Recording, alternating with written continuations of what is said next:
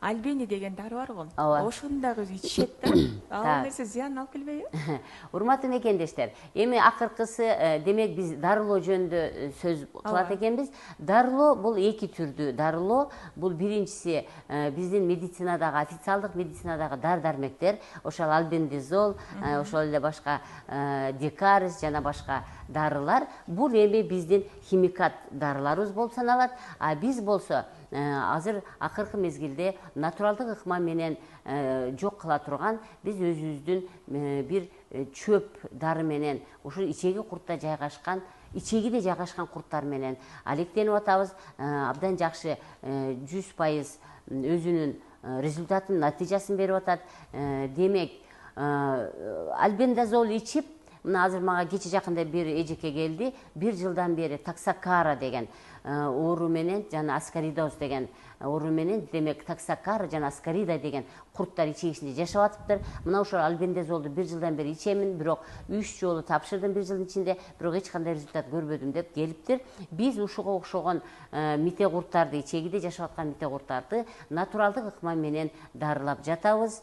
Демек, мында биз клизма жолу менен мына ошол биз алып келген чөп дары, бул чөп дарынын атын мальхам деп атып коюп коюшуптур чет өлкөдөгү биздин боордоштор. Демек, ошол мальхамдын ичинде ушул курттардын тышкы тело деп коет да, тышкы телосын, тышкы катмарын өлтүрө турган чөп дарылар, 6-7 чөп дары менен ичирип, ушулардын тышкы катмарын гана бузат экен дагы, анан алар бөлүнүп түшө баштайт. Биз эми түшүрүп, мен ушул социалдык желилерде көрсөтсөм, адамдар ушундай болуп түшүш керек деп атышат да. Жок, мындай болуп түшпөйт. Бул деген кокусунан эле жоон чегиден түшүп калган, кокусунан ооз көңдөйдөн, мурун көңдөйдөн түшүп калган бүтүн курттар. Буларды ошол биз берип аткан чөптөр тышкы катмарын өлтүргөн үчүн булар бөлүк болуп түшүп атышат.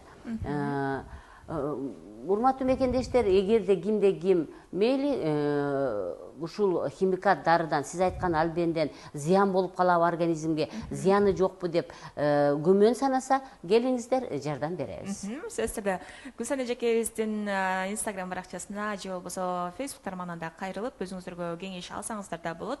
Эң башкысы өзүңүз ден соолуктуу болуңуз эжеке, дал ушундай келип, жакшы бир кеңештериңиз менен бөлүшүп кеткениңизге ыраазычылык билдиребиз. Дагы да болсо сиз үчүн эшигибиз ар дайым ачык. Биринчи байлык ден соолук демекчи, ар бирибиздин байлыгыбыз болгон ден соолукка алдын ала кам көргөнгө аракет жасайлы. Сизге ыраазычылык билдиребиз.